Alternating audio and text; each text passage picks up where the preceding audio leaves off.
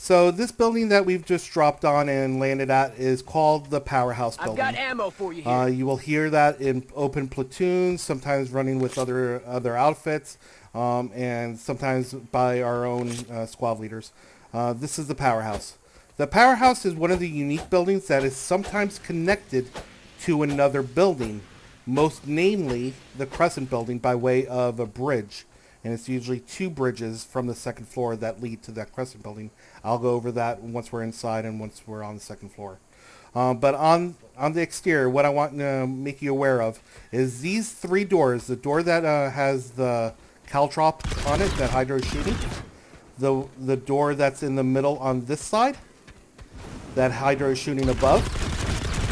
And the door on the left, right next to the putrid water swamp river that Hydra is shooting above as well. These three doors are usually all open. There are times that some of those doors are closed and just they're shuttered. Most notably is on Amrish, the middle base Araxicom network substation. Anyone want to check me on that? Amrish, the middle one is Network hub. Network hub. Okay. So Araxicom Network hub is the one in the middle. That has door number 2 open, which I'm going to run over right now. Door number 2 is the one that Hydro is at right now, shooting bullets above the doorway.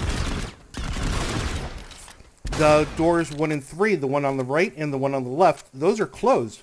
So to get inside this building from the first floor, the only way in is through door number 2, which is, again, the one that Hydro is standing at. Or you can run all the way around the left side and then approach it through Skinny Door, which I will go over in just a moment. But the key thing that I wanted to point out to these doorways on the exterior is that these doors, if they're open, can very easily be suppressed by enemy vehicles on the outside. So whether we're on offense, we could do that. We could suppress the inside and just shoot shells inside. Well, no matter what kind of gun you have, whether it be a Basilisk, a Bulldog, a Fury, a Halberd, doesn't matter.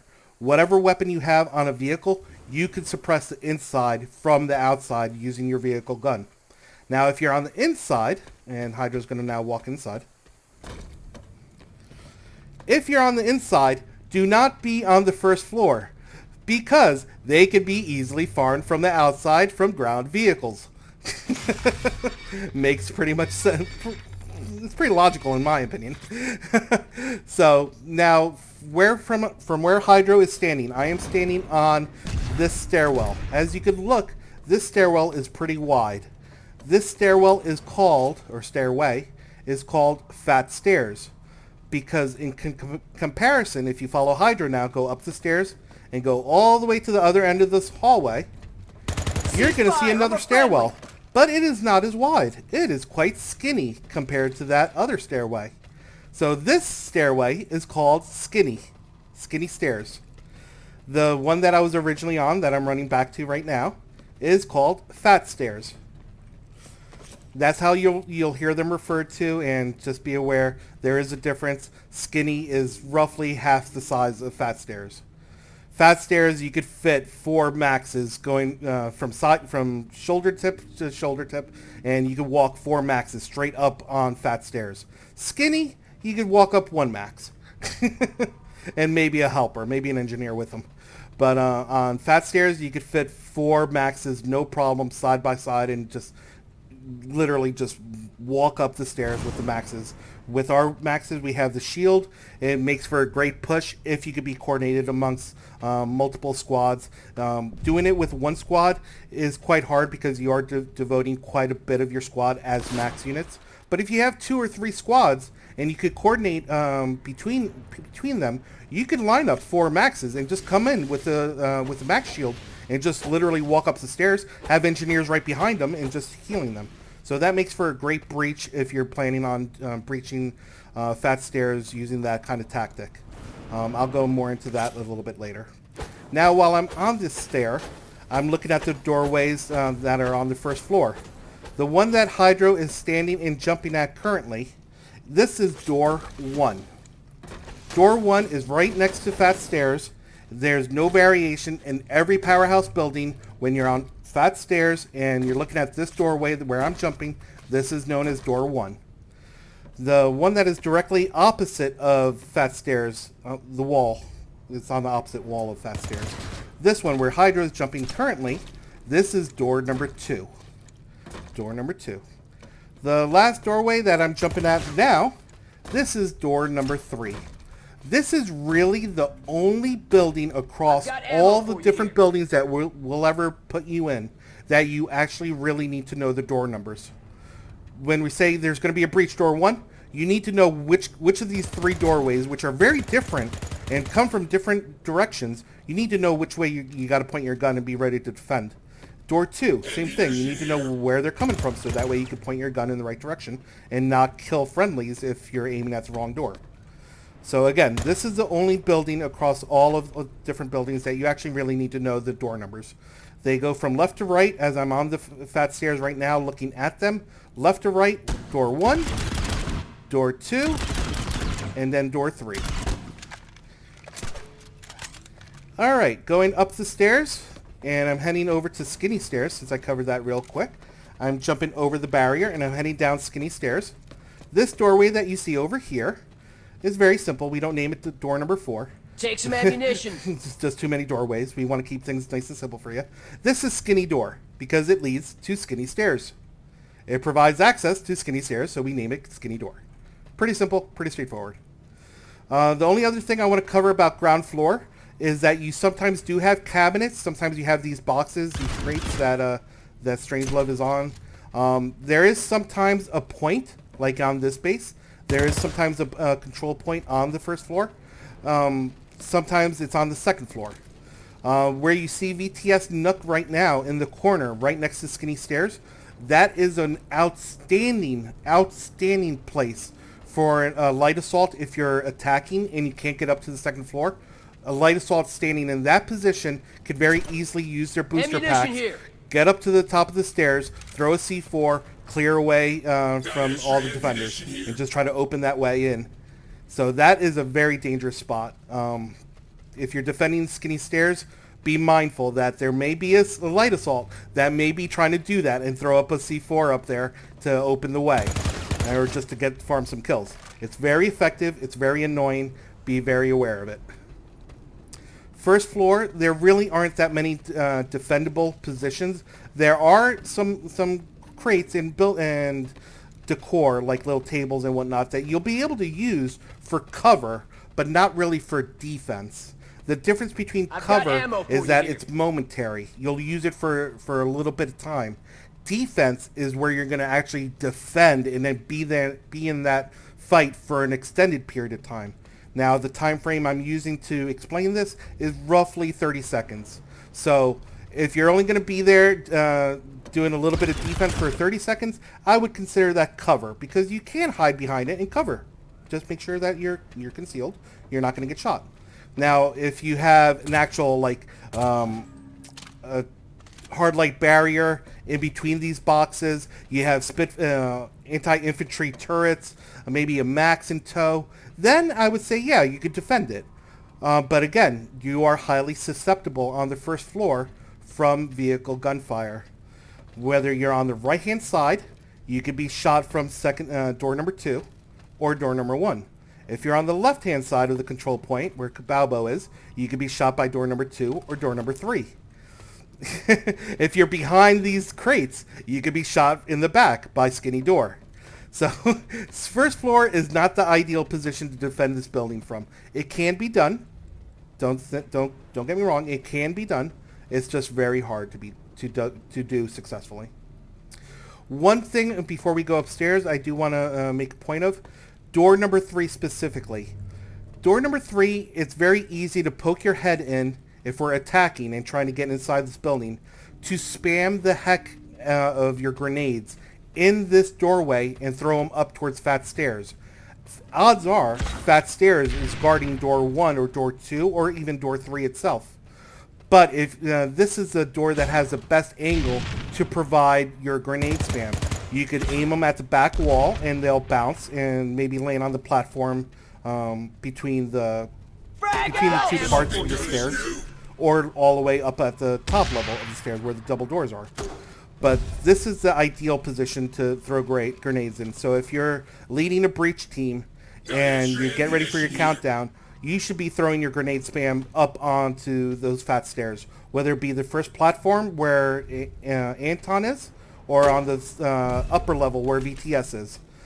You definitely want to be throwing your grenades in that direction. Oh, another thing about first floor, if infiltrators. Infiltrators, as you know, can be the bane of our existence. An infiltrator that knows how to play infiltrator very sneakily could very well hide in the corner between doors 1 and 2 and be very effective at back shots and killing people that are unaware or people that just don't know to clear their corners before they infiltrate the room. Same thing could be said about door 3, or between door 2 and door 3.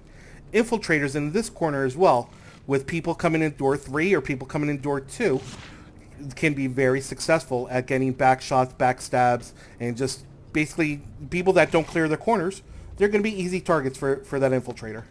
It doesn't really work out well for other classes just because you don't have the cloak. So, yes, you could get a few kills, but I wouldn't recommend it because you're going to expose our medics, and I'm not sending, me personally as a squad leader, I'm not going to send a medic into a prime kill zone just to res a person that shouldn't be down here in the first place, unless you're an infiltrator. And if you're an infiltrator, I'm making sure the medic throws a resonade. I'm not sacrificing my medic down there. All right, so that covers the first floor. So going up to second floor. Second floor, this hallway that we're in right now is pretty much just referred to as hallway.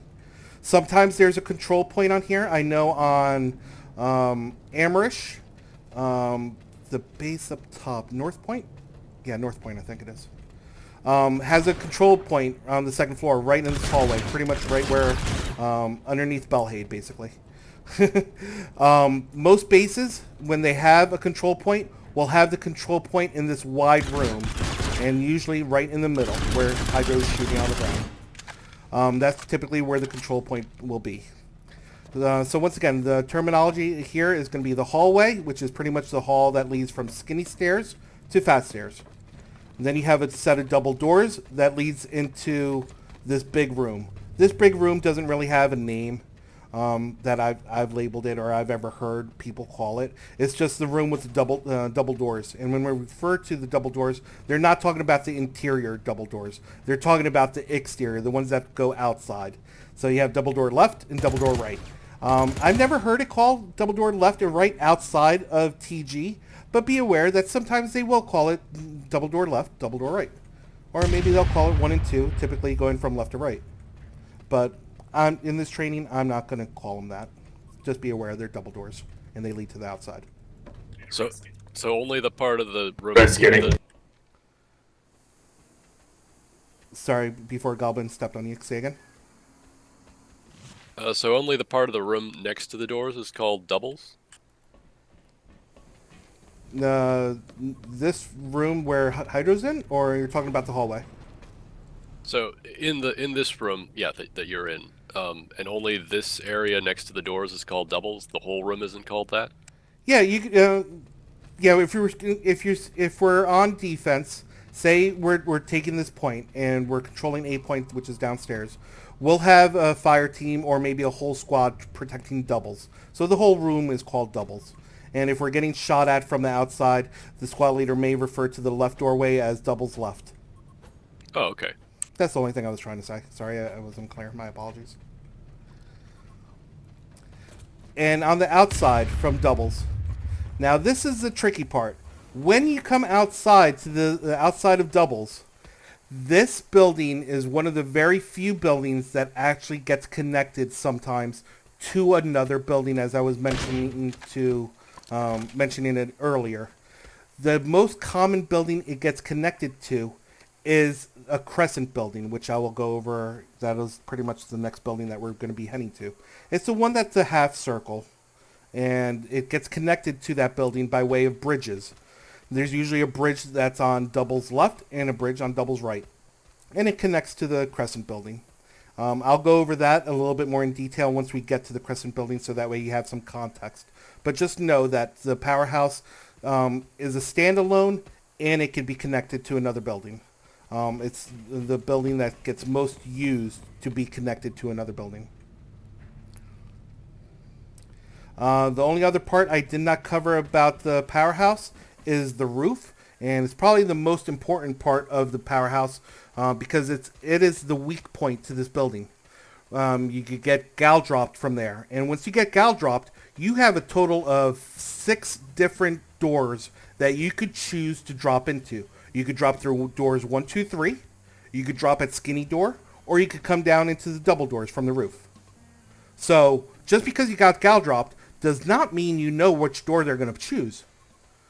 Odds are they're probably going to choose the path of least resistance, but who are you to say that this doorway is more easily accessible than that doorway? You don't know. That's why you need to have eyes on each doorway and be aware of that. Having a light assault or an infiltrator with motion sensors or recon darts is invaluable in this building because of the fact that a light assault can take care of any beacons on the roof, as well as place your beacons on the roof. Or if he's a really great light assault, they'll place it on the antenna, and it's even more out of reach. So having a light assault when you're at a Powerhouse is definitely, I would recommend. And having an infiltrator here as well, just because of all the access points into the building, might be valuable as well to have in your squad, so that way you could have those recon darts and motion sensors going. And yeah, not to mention, Goblin mentioned that infils can kill beacons too. Everybody can kill beacons, but the light assault really shines at this building, just because the weak point of this building is the roof. Just because once you get on the roof, it's up to the squad leader that's attacking as to which door they're going to choose. So knowing that that's the weak point to the building is the roof, hopefully will allow the squad leaders and the members to be a little bit more aware that if we put you on a guard duty to watch doubles, it doesn't mean just stand behind a crate. It actually means actively watch the door. If we put you on skinny, don't just stand there and just talk or do whatever. Actually keep an eye on the skinny doorway. There are too many doorways to cover for just one squad leader's set of eyes. We need the help of the squad, and this is where you guys come into play and can really help out your squad leader.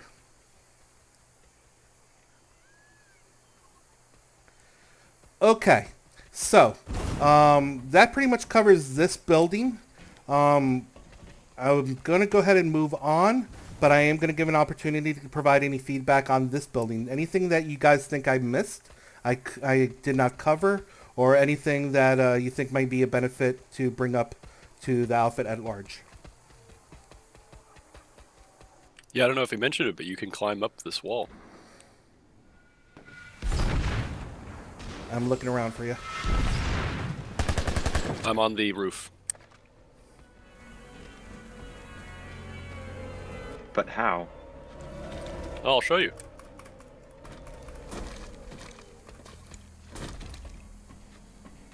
Oh, it worked for me a second ago. That might be in the Billy Goat. Yeah, you might have to. It might be. Some walls are able to be scaled, but you have to do a whole bunch of double jumps, and you can't be running. And I'll just let that be just known. That Also, just keep in mind if you're doing these moves with a squad, the idea is everyone gets the move done roughly at the same time, and there's no stragglers. So just keep that in mind with moves like this. And yeah, also that. just Let me heal you. go ahead. No. I was just going to echo that. Yeah, that might be great for when you're doing a little bit of solo play, or if you're given a solo task. That might be great. And some walls and some building walls are you can Billy Goat and get your way up on them and get over them. But when you're trying to lead a whole squad to infiltrate a building, you don't want to rely on things that take a little bit of finesse and that may take a little bit longer to get the whole squad there. Typically, the entry points that I covered, the doorways or the roof access or roof drops, are going to be the primary way of getting into this building.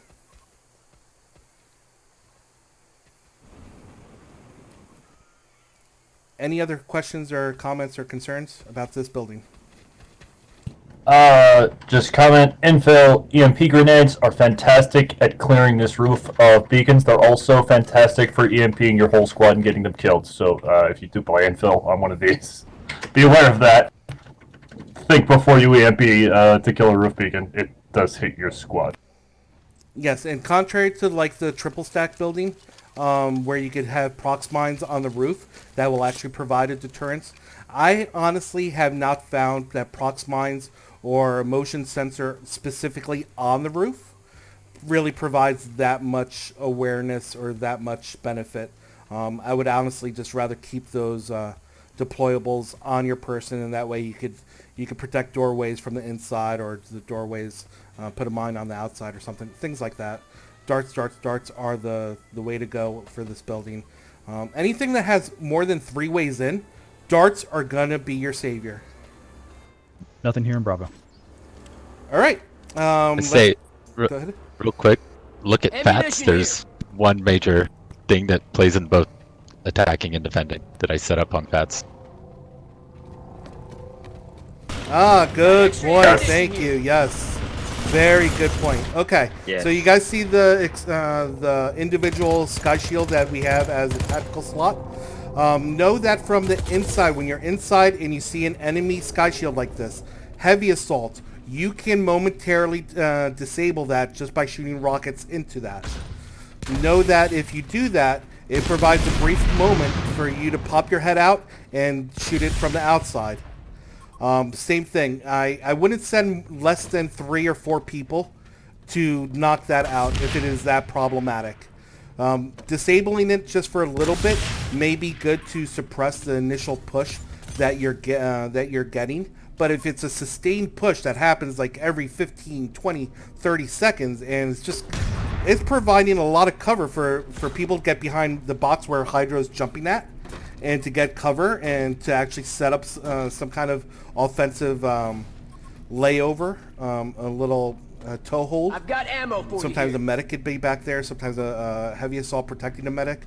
If that becomes problematic, you may be wanting to take out that sky shield. If you do decide to take out that sky shield, I would not send one person by themselves, because the odds of that one person succeeding taking out the squad shield and getting back inside alive are extremely, extremely low. And EMP, I believe, will also disable it for a little bit of time. But the best way to take care of it is obviously just come outside, pop a few shots into it, and then get back inside, and that way we don't have to expose our medic too long.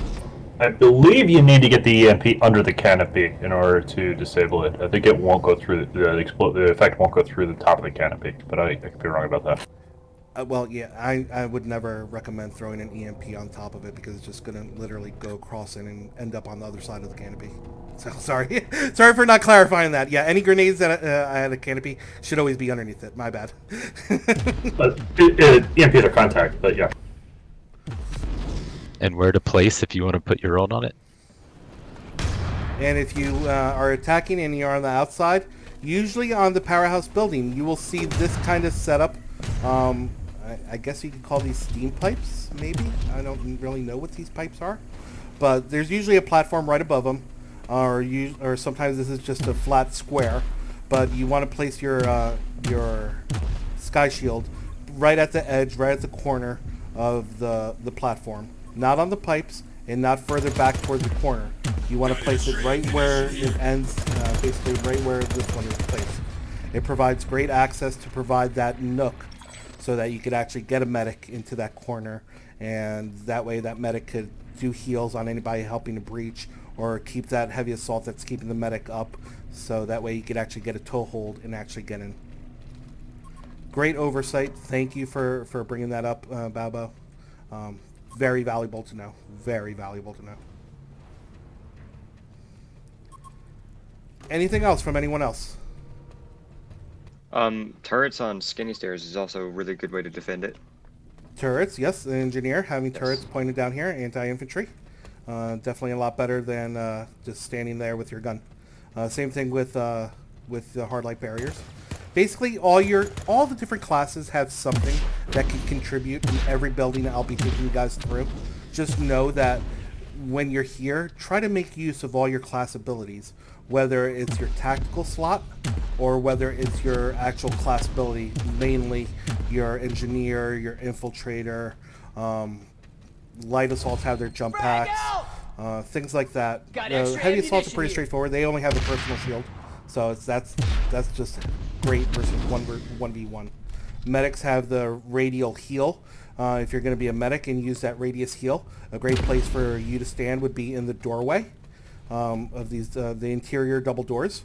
You will be able to cover to halfway of fat stairs, if not further. And if you can't reach them from there, you can just take a quick step outside, do a little spot heal with your medic tool, and get right back into safety. If you're a medic, you should not be out there defending fat stairs. You should be recessed back a little bit further, halfway down the hallway, or in the doorways between doubles and the hallway. I'd also like to ask, like, not specifically this building, but in what situations would it be worth the risk to just try to heal someone and put yourself in danger? I'll get you fixed up. That really depends on the size and the aggression of the enemy force. I've seen medics that are just superstars, and I've seen medics that should be able to go out there and heal, and for whatever reason they die one step outside of their cover. So it really depends. Situational. I can heal you.